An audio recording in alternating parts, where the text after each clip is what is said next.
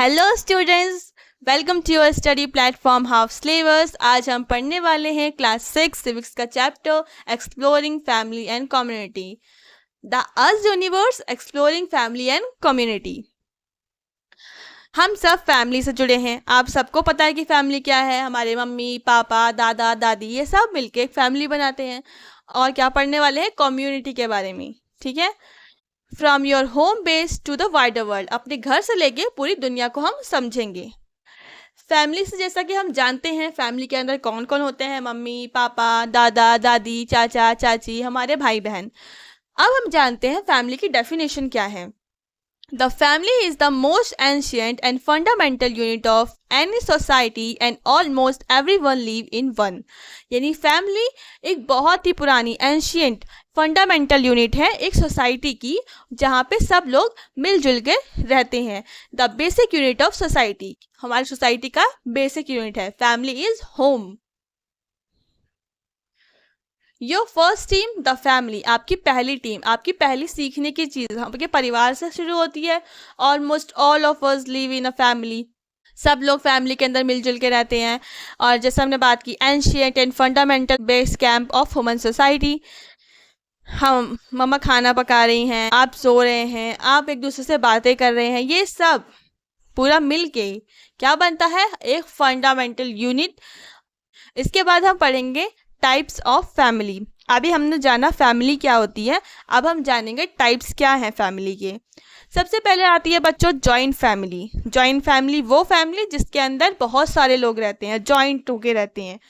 A large family where many generation live together in same house, एक ही घर में बहुत समय से वो लोग रहते हैं साथ में और अपनी चीज़ें शेयर करते हैं।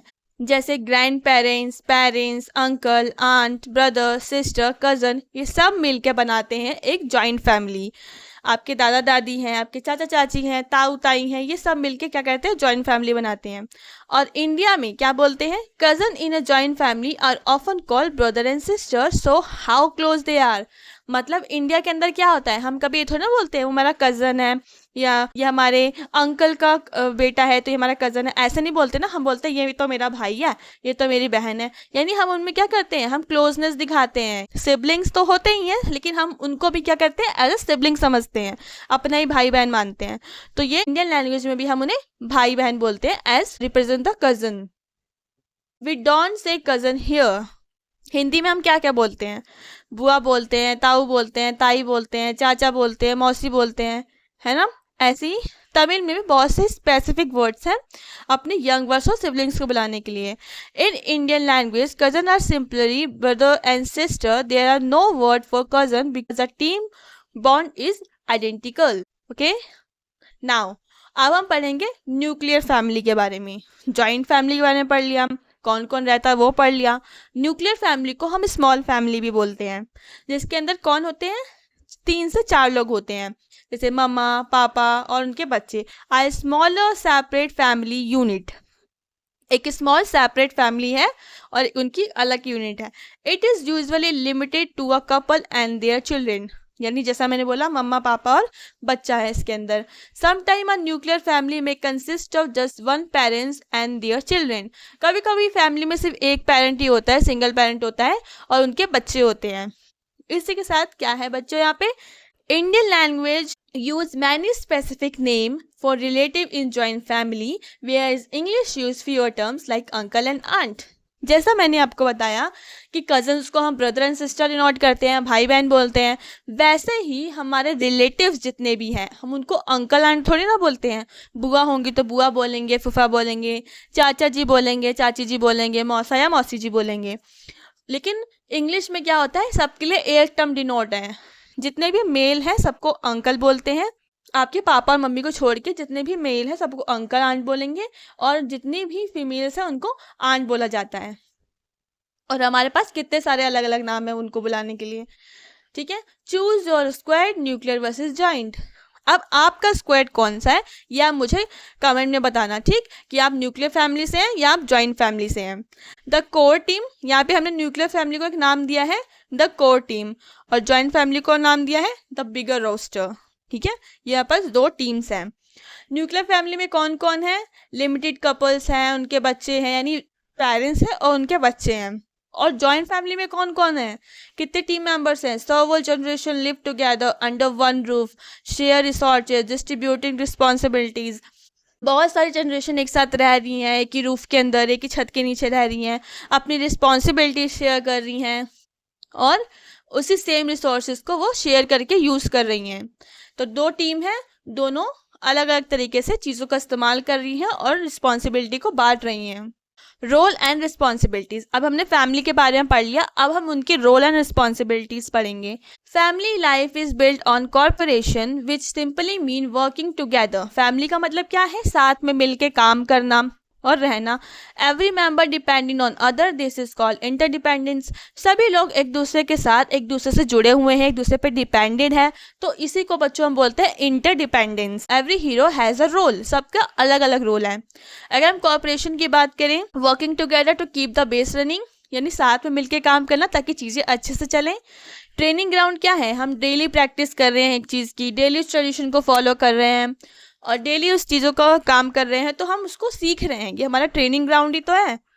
आपकी मम्मा पहले आपको तैयार करती थी स्कूल जाने के लिए, फिर धीरे धीरे आपने खुद सीख लिया, तो आप खुद रेडी होके जाते हो, अपना लंच खुद पैक कर लेते हो, ये सब आप करते हो ना, तो ये भी तो आपने ट्रेनिंग से ही सीखा। इसके बाद है इंटरडिपेंडेंस, यानी जो बच्चे हैं उनको पेरेंट्स जो उनको पाल रहे हैं, आपके पेरेंट्स आपकी बहुत सी चीज़ों की केयर करते हैं, आपकी हर एक चीज़ का ध्यान रखते हैं। और जो childrens take a chore to help parents, और बच्चे भी उनके लिए काम करते हैं, उनकी हेल्प कराते हैं चीज़ों में, तो एक दूसरे पे क्या है? डिपेंडेंट है, और इसी चीज़ को हम इंटरडिपेंडेंस बोलते हैं।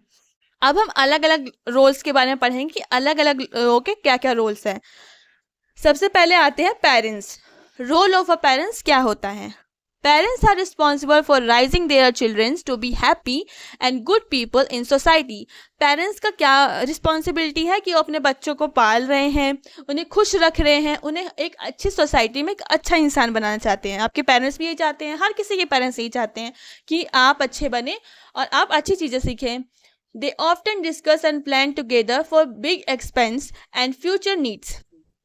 वो बहुत सी चीज़ें डिस्कस करते हैं, प्लान करते हैं, कोई भी बिग एक्सपेंस का हो, चाहे फ्यूचर नीड्स को लेकर के हो, वो हर एक चीज़ के बारे में सोचते हैं और प्लान करते हैं। In many modern home father help with cooking, cleaning, gardening if mother are busy with work. आजकल क्या होता है कि कभी कभी पापा को भी आप देखते हैं कुकिंग करते हुए, क्लीनिंग करते हुए, लेकिन गलत बात थोड़ी ना है, तो अच्छी बात है कि अगर मम्मा आपकी बिजी हैं तो आपके पापा जो है वो उनकी हेल्प कर दे रहे हैं कुकिंग, क्लीनिंग और गार्डनिंग में। तो ये क्या है? एक मॉडर्न होम है और आज की सोच है। नेक्स्ट है हमारा ग्रैंड पेरेंट्स। पेरेंट्स के बाद कौन आता है बच्चों? Grand parents. हमारे पेरेंट्स से भी ऊपर जो आते हैं, वो क्या करते हैं हमारे लिए? They share interesting story filled with humour and life lessons. वो हमें कहानियाँ सुनाते हैं, हाँ, और हमें डेली लाइफ के लेसन देखते हैं, क्योंकि वो हमारी एज से भी ज़्यादा एक्सपीरियंस्ड है ना, उन्होंने हमसे भी ज़्यादा चीज़ें देखी हैं, तो हमें उनकी बात सुननी चाहिए। They often help children with their homework and take them to school bus stop. और आपने देखा होगा कि बहुत सारे बच्चे हैं, आपके फ्रेंड्स के ग्रैंड पेरेंट्स, आप ही के ग्रैंड पेरेंट्स आपको स्कूल लेने जाते होंगे, छोड़ने जाते होंगे, या बस स्टॉप तक आपको छोड़ने जाते होंगे। साथ ही साथ वो आपका होमवर्क कराने में भी आपकी मदद करते होंगे। Many grand parents stay active by doing social work. कुछ ग्रैंड पेरेंट्स इतने एक्टिव होते हैं कि वो सोशल वर्क भी करवाते हैं, अपने नेबर्स की मदद करते हैं। आपने तारक मेहता के उल्टा चश्मा में जेठालाल के पिता चंपक को देखा होगा, है ना, वो भी कितनी हेल्प करते हैं सोसाइटी के थ्रू, और किसी भी सोशल वर्क में होता है तो उसमें इंक्लूड होते हैं, काम करवाते हैं। तो ये सब ग्रैंड पेरेंट्स करते हैं। अब आता है आपका रोल एज अ चिल्ड्रेन। आपका क्या रोल है, आप क्या करते हैं?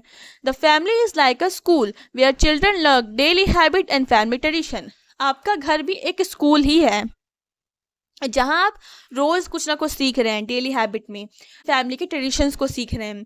जैसे मैंने आपको बताया अभी कि ट्रेनिंग ग्राउंड है, आप कुछ भी सीख रहे हैं, पहले आपने उसका बेसिक सीखा, फिर वो आप खुद से करने लग गए।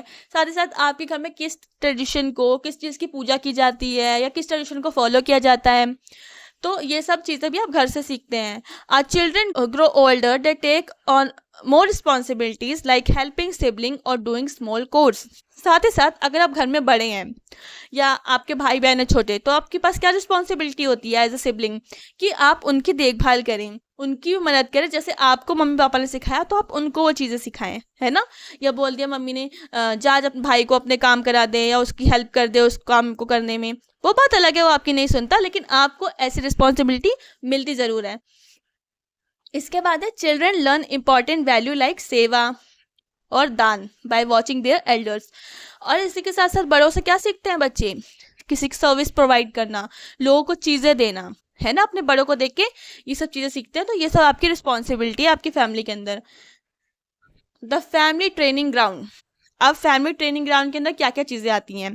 फर्स्ट है अहिंसा यानी नो वायलेंस एंड केयर, दान यानी गिविंग, त्याग यानी सैक्रिफाइस, सेवा यानी सर्विस प्रोवाइड करना, और following our dharma means giving up our own needs to take care of them, team needs. ठीक है, ये आपका ट्रेनिंग ग्राउंड था। अब हम पढ़ेंगे कुछ स्टोरीज है बच्चों आपकी बुक के अंदर, तो उन स्टोरीज को हम पढ़ेंगे। पहली स्टोरी है शालिनी फैमिली के बारे में, जो किस तरीके से अपना ओणम का फेस्टिवल मनाती है। ठीक है, अ टाउन इन केरला, कहाँ की सेटिंग है, केरला की बात हो रही है। और Shalini uncle lost his job just before the Onam festival. अब शालिनी के अंकल हैं, या तो चाचा होंगे या तो ताऊ होंगे, पर इस स्टोरी में उसके चाचा हैं। तो शालिनी के जो चाचा यानी जो अंकल हैं, उनकी जॉब चली जाती है और ओणम का फेस्टिवल आने वाला होता है। Even though money was tight, Shalini parents bought new cloth for the whole family including her uncles family. हर साल शालिनी के पेरेंट्स क्या करते हैं, सबके लिए कपड़े लेते हैं, उसके दादा दादी के लिए लेते हैं। इस बार शालिनी के पेरेंट्स ने सोचा क्यों ना उसके चाचा की फैमिली के लिए भी कपड़े ले लिए, क्योंकि उसकी चाचा की जॉब चली गई है। तो होल फैमिली के कपड़े लेने थे, तो कपड़े महंगे भी आते हैं। और इस बार शालिनी को कैसे कपड़े चाहिए थे, उसे सिल्क की फ्रॉक चाहिए थी। तो Shalini got simple cotton dress instead of silk one she wanted. अब शालिनी ने कैसी ड्रेस ली, उसने सिल्क की जगह कॉटन ड्रेस ली, लेकिन फिर भी शी वॉज हैप्पी, बट वो खुश थी because she learn family support each other and share what they have. उसके पास कॉटन की क्लॉथ थी, लेकिन फिर भी वो खुश थी क्योंकि उसके परिवार ने एक दूसरे का सपोर्ट किया, चीज़ों को बांटा, है ना। अब सब खुश थे तो शालिनी भी खुश थी। भले उसने कॉटन की ड्रेस पहनी थी, लेकिन वो इस बात से खुश थी कि सभी लोग खुश हैं और सभी लोग ओणम का फेस्टिवल अच्छे से मना रहे हैं। शालिनी ने अपने पूरे ओणम को मनाया। चाचा की जॉब चली गई, फिर फैमिली ने पूरे घर के लिए कपड़े लिए और शालिनी उस कॉटन फ्रॉक को पहन के खुश थी। तो यहाँ पे वही चीज़ दोबारा से रिकॉल कराई हुई है। ठीक है, अब सेकंड स्टोरी जो है वो हमारी है तेंजिंग फैमिली के बारे में। तेंजिंग जो बच्चा है ये मेघालय में रहता है, यानी हमारे नॉर्थ ईस्ट साइड की बात हो रही है। हेल्प एट होम, किस तरीके से अपने घर में मदद की उसने।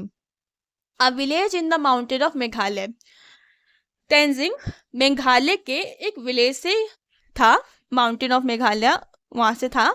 और Tenzing mothers become very busy working in handcraft cooperatives.